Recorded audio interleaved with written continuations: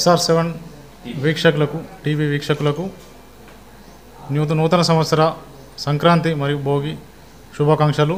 ఈ సంక్రాంతి పండుగను మంచి ఆనందోత్సాహాల మధ్య జరుపుకోవాలని కోరుకుంటున్నాను. అందరికీ నమస్కారం. ప్రజలందరికీ కూడా ఈ మకర సంక్రాంతి, భోగి సంక్రాంతి అని కనుమ శుభాకాంక్షలు.